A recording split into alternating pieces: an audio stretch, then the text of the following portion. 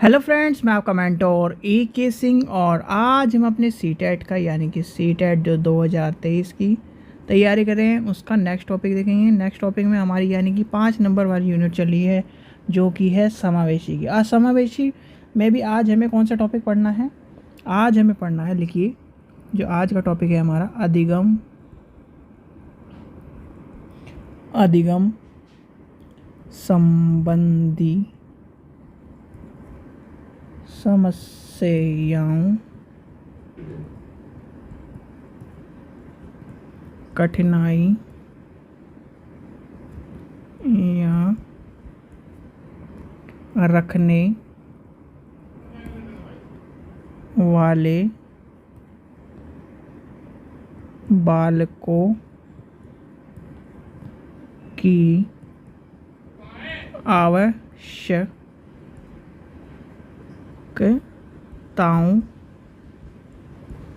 को समझना।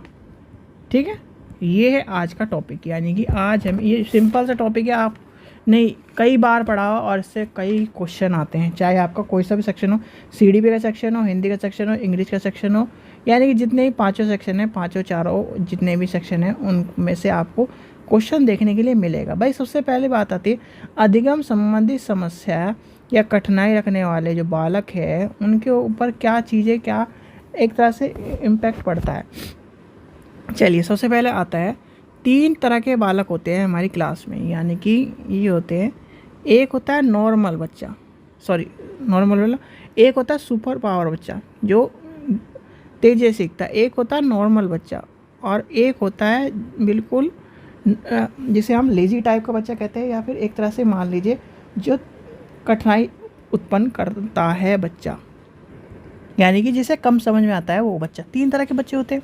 ठीक है, अब टॉपिक क्या कह रहा है? टॉपिक ये कह रहा है अधिगम संबंधी समस्या और कठिनाई रखने वाले बच्चे, यानी कि अधिगम को जो संबंधित समस्याएं हैं उसमें और कठिनाई रखने वाले बच्चे क्या होंगे? तो एक शब्द में, एक यानी कि एक लाइन में हम कहेंगे वह बच्चे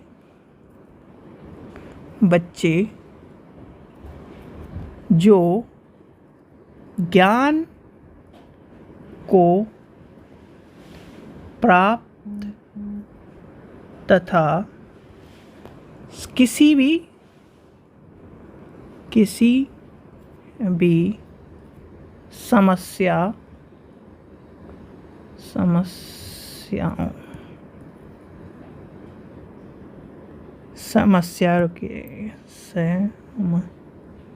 समस्याओं पेन में थोड़ा दिक्कत हो रही है आज। समस्याओं या वह बच्चे जो ज्ञान को प्राप्त करने और तथा किसी भी समस्या को आसानी से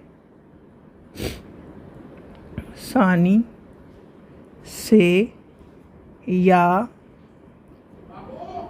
दूसरे की मदद करे बिना हल नहीं कर सकते।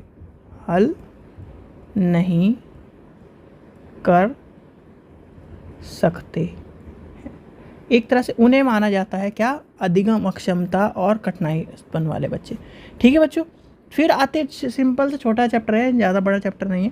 फिर आती है इनकी जो योजन की जो समस्या का है, समस्या कैसे ये अपने उजागर करते हैं और किस किस तरह से समस्या आती है इन्हें। सबसे पहली बात आती है समस्या किस तरह से आती है इन्हें, यह कठिनाई का सामना कैसे करते हैं। तो जब समस्या का सामना का यानी कि उनकी समस्या क्या है या फिर उनकी कठिनाई क्या है अधिगम संबंधित, यानी कि सबसे समस्या की समस्या लिखिए आप, जो समस्या भी कई कई बार पूछी जाती है। समस्या, सबसे पहली समस्या है बच्चों को ज्ञान प्राप्त करने में दिक्कत। दूसरा क्या आएगा?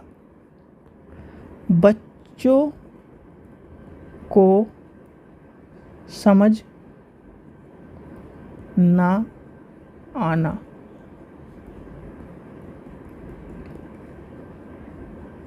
धीरे सीखना, धीरे सीखना आदि।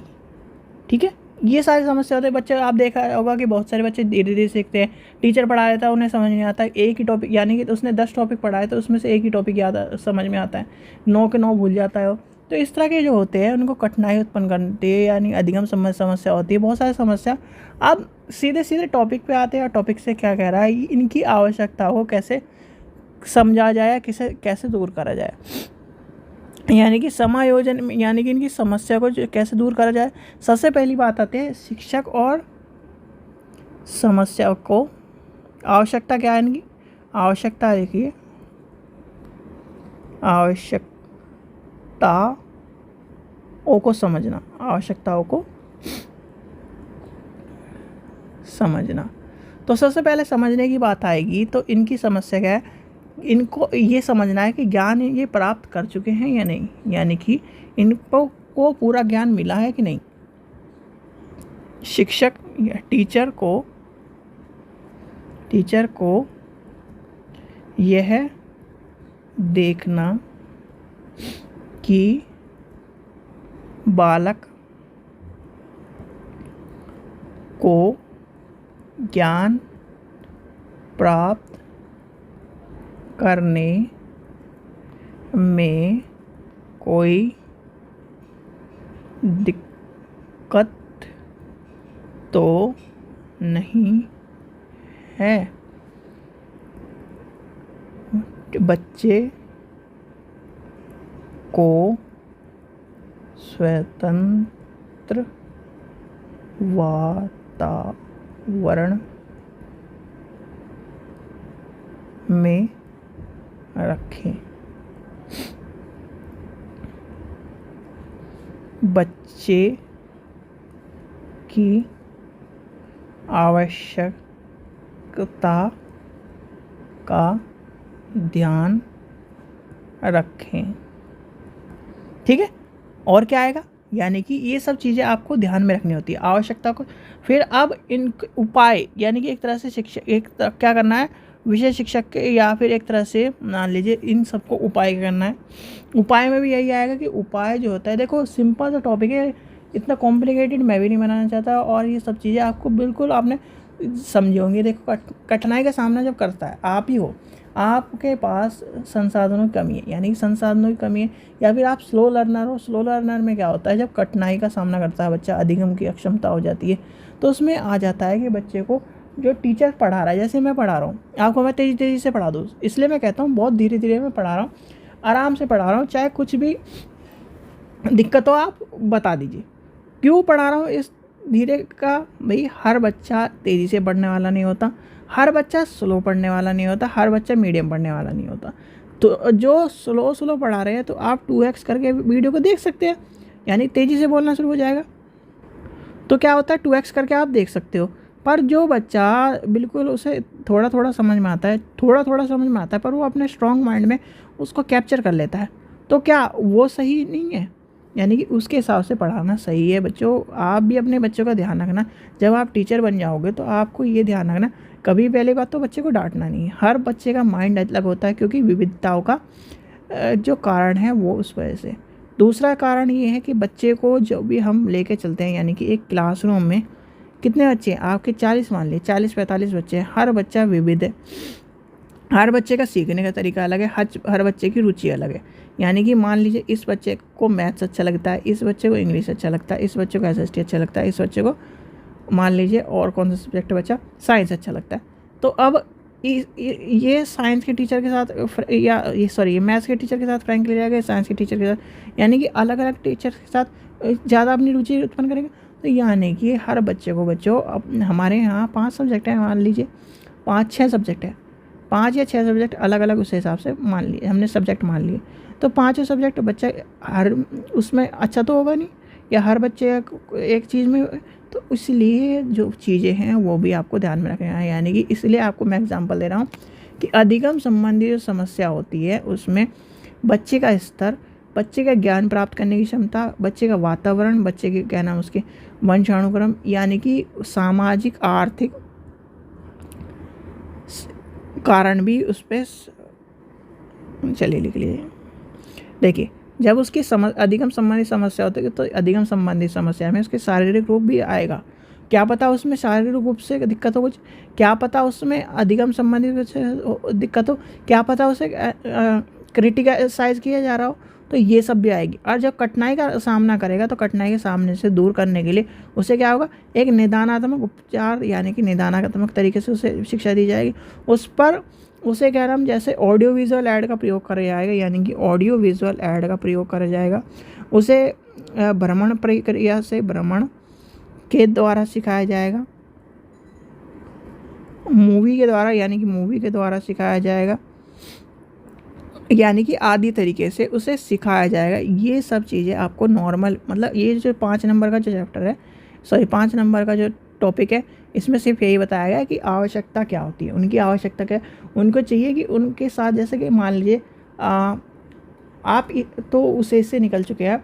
मान लीजिए आपने किसी से प्यार किया, एग्जाम्पल लेते हैं, आप बिल्कुल चाहे वो लड़का हो चाहे लड़की, अब मैं किसी को ये नहीं कह रहा कि मैं सिर्फ प्यार किया, ठीक है, आपके पार्टनर ने आपको छोड़ दिया, ठीक है, तो आपका क्या होगा, आपका जो होगा इम्प्रेशन क्या होगा, दिल टूटने वाली प्रक्रिया, ये सब चीज़ें होगी कि नहीं होगी।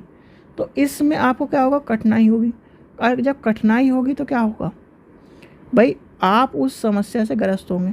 अब वही जो फीलिंग जो आपने इस पार्टनर यानी कि ए पार्टनर के लिए रखी थी, बी पार्टनर का दिल टूटने पर, तो क्या होगा, वो पूरी तरफ से टूट जाएगा। उसके क्या नाम, यानी कि एक तरह से मान लीजिए सब कुछ वो तहस नहस हो गया उसका एक ही वजह से। अब जब वो संभलने में टाइम लगेगा थोड़ा बहुत, यानी कि उसे चीज़ों को संभलने में उसकी क्या आवश्यकता है। अब उसकी आवश्यकता ये है कि उसे एक अच्छी फीलिंग प्रोवाइड कराया जाए, दुख का एहसास ना कराया जाए। तो यही होता है जब बच्चा अकेला रहता है या फिर सीखने का सीखता है और वो स्लो लर्नर होता है, तो बच्चे को सामने वाला क्रिटिसाइज कर देता है, एक तरह से उसे परेशान कर देता है। एक तो वो स्लो लर्नर एक दुखी से कारण है, और वो फिर वो इस तरह से कारण, यानी कि ये सब चीज़ें आती हैं। ठीक है बच्चों, ये था आपका छोटा टॉपिक। आशा करता हूँ आपको वीडियो पसंद आई। वीडियो पसंद आए तो लाइक करें, चैनल को सब्सक्राइब करें और वीडियो को ज़्यादा से ज़्यादा शेयर करें, क्योंकि देखो इसमें खींचने के लिए बहुत सारे एग्जाम्पल भी हैं और चीज़ें भी हैं। अधिगम संबंधी समस्या क्या होती है, समस्या मान लीजिए पढ़ने की समस्या है, उसे दिखने की समस्या है, भाई बच्चे को दिख नहीं रहा तब भी अधिगम संबंधी समस्या हो जाएगी। उसे पढ़ना नहीं आता तब भी अधिगम संबंधी समस्या हो जाएगी। उसे डिसलेक्सिया, डिसकैलकुलेशन, डिस्ग्राफिया तब भी अधिगम संबंधी समस्या हो जाएगी।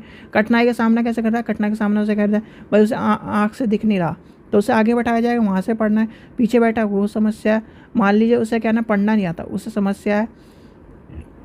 और मान लीजिए उसे मैथ से डर लगता है और उसका टीचर है ऐसा कि उसे मारने पीटने की एक तरह से चीज़ें करता है, तो वो भी समस्या, यानी कि फ्री एनवायरनमेंट नहीं मिल रहा, वो भी समस्या। तो ये सब चीज़ें आ जाएंगी समस्या को, यानी कि ये समस्या है कठिनाई का सामना करने, और उसकी आवश्यकता को समझना चाहिए। आवश्यकता क्या है, उससे स्नेह का वातावरण उपलब्ध कराना चाहिए, स्वतंत्र वातावरण उपलब्ध कराना चाहिए, उसके निगमात्मक तरीके से होने चाहिए, उपचारात्मक देना चाहिए, उसे उपचार करना चाहिए, उसकी समस्या को जानना चाहिए। केस स्टडीज़ आएंगे इसमें, केस स्टडीज़ को जानना चाहिए, यानी कि उस बालक की कोई, चाहे मान लीजिए आपके 40 के 4 बच्चे ऐसे हैं तो आपको स्पेशल उन पर ध्यान देना चाहिए। ये सब चीज़ें आ जाएंगी। ठीक है बच्चों, चलिए, थैंक यू।